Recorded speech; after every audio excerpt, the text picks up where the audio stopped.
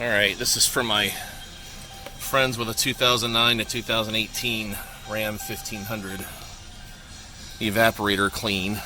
But first of all, this truck's a 2010 and it's got 220,000 miles on it. And a lot of guys start complaining about poor airflow out of the vents. Some of these trucks were made with a cabin filter accommodation and some weren't. But you can do it to any of them. So we got the, put some light on the situation here. This is the air box down here, the plenum. That's the door that you cut out to put a filter in. I didn't do the neatest job on that because I was in a hurry. So I didn't order the kit. I just cut that out and slide the filter in. It's really not necessary to have the door on it. And then what you do in this plenum, the evaporator is right in this area. That'll be the bottom of it.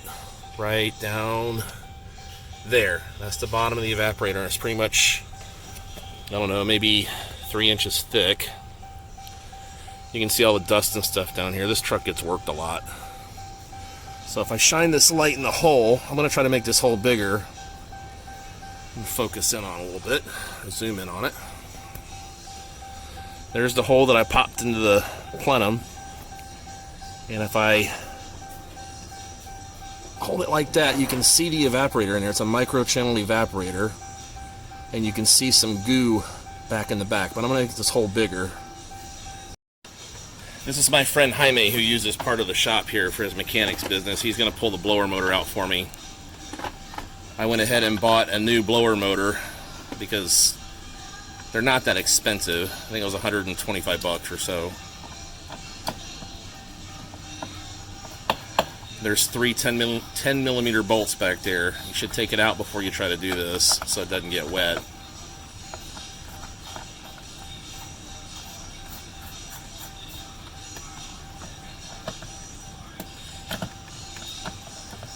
Jaime's a bit more flexible than I am, aren't you, Jaime? Yep. Everybody on Facebook's going to see you doing this, okay? Yes, okay. No problemo, amigo. Yeah, we got it. Look at that. Alright, there's the blower motor. The blower motor. See, it's Now not sometimes these things get filthy dirty, but this one's not that bad, but it squeaks. So I'm going to delete it because it squeaks.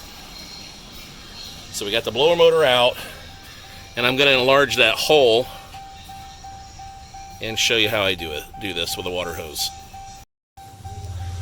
Okay, I have the hole opened up some. I'm going to try to stick this in here. Maybe it can be seen from this side. And I can go up this way. See, right now we can see it pretty good. You can see how it's really dirty towards the back and probably in the bottom. That's where I've cleaned it before and probably missed a spot. So I'm going to clean all of that because it doesn't take much airflow restriction to make these things get a little crazy on you. And what we have here is this little blowgun, and that goes into the water, and you just stick it in there and aim it around and blast it with water and air. Or you can use a water hose. You just have to be careful that you don't get the blower motor resistor wet, which is right there. And even if you do, it'll dry out sooner or later. So I'll be back with an after. Okay, I got the old blower motor out. Try to shine the light in here now. We've got it clean. It's a whole lot cleaner. They also make foaming spray cleaners that you can spray in there. The most important part is to put the hole in the plenum right in that general area, and then the water will drain out the bottom and take the blower motor out. I also took the cabin air filter out. I got a new one. When you get done with the whole procedure, you can get like this foam. This is called Armaflex. You can get tape You can get almost anything and just cover that hole up. Even a piece of metal with tape over it. Just wipe the surface of that plastic down so it'll stick, and use a squeegee. That would work even better. You can also put tape over where the filter goes if you want to. Again, that's not really all that necessary, because when the blower runs, it sucks that filter down pretty tight. This actually gives you a little bit more return air, if you ask me. So here is my old cabin filter. There's the new one. This is the old blower motor. And it's actually not... I think I've had to replace this thing like 3 times. Sometimes they're caked up too, but this one was just squeaking and it was making me nuts. The other thing to do, since you're going that far, is down here you've got your... Let's see, there we go. That's the air conditioning condenser in front of the radiator. You can see it's got all kind of bugs and crap in it. Road grime, all kinds of stuff like that. I'm going to blast that out with a high pressure water hose. And when you do that, you've got to be kind of careful you don't damage all the fins. You want to keep your hose as perpendicular to the surface of the coil as possible. That's also a micro channel coil. It's really easy to bend those over with high pressure water. It's actually kind of cruddy down in there, so we're going to get that all cleaned up. Now when you charge an air conditioning system on a car, I'm a professional HVAC technician. The way that I charge them is I don't pay any attention to the pressure. Turn your air on, put it on maximum blow, maximum cool, recirculate, put all 4 windows down, and do it in the hottest part of the day as possible. And then what I do is, that's the low pressure side of the evaporator coming out of the firewall there. I just charge it until that part of it on the far side of that service port, the black service port, is beer can cold. That way you know that the evaporator is full of Freon at the hottest part of the day with a maximum heat load.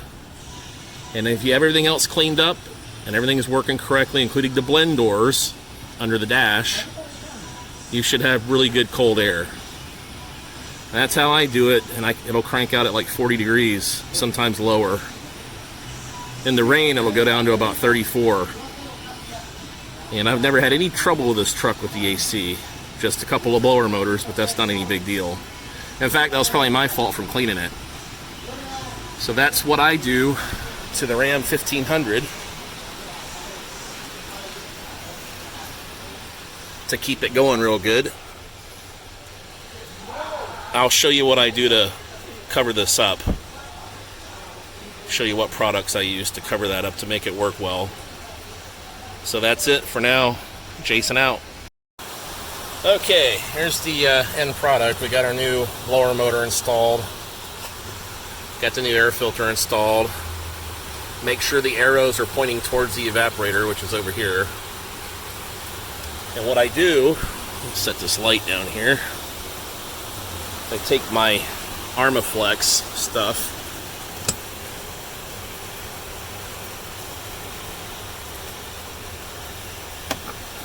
see if I can put a little light like that. There's my hole.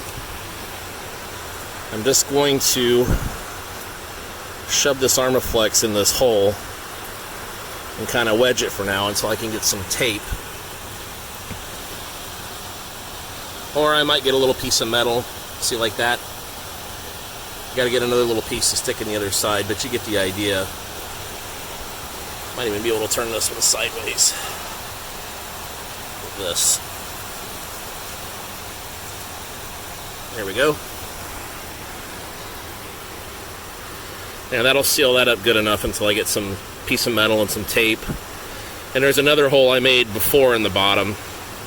I decided not to go with that hole. I went higher. And that's it. I'll put the glove box back, clean the condenser coil and give you one final update. Okay, we got a little thunderstorm going on here in Florida in the shop. Here's the condenser. I took that plastic, whatever that is, off. Just move it to the side so we can get to things better here. And here's my water hose. You can see all the crud down in there. And like I said, you want to try to keep this fairly perpendicular to the coil.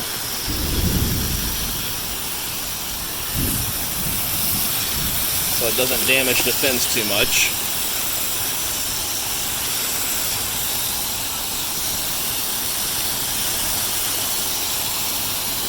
Now that's as good as you can. In some spots you can keep it really good, some spots you can't.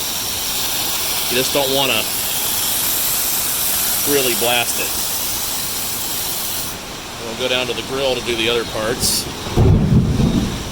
Try to get in here. That.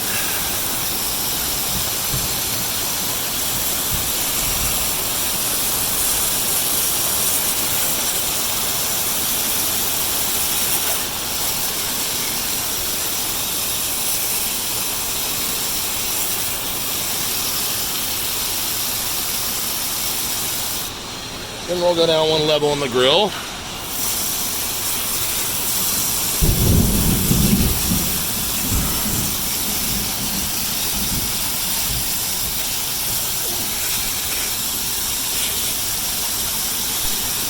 There we go.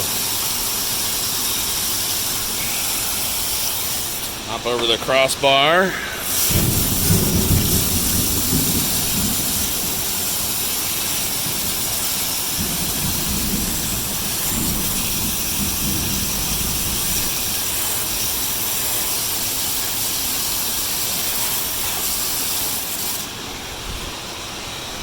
Alright, and then I'll just squirt it down towards the bottom to get the bottom a little bit.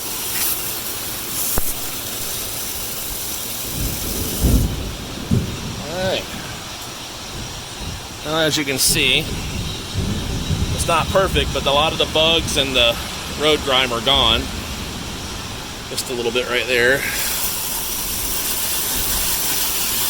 Stupid love bugs in Florida. There we go.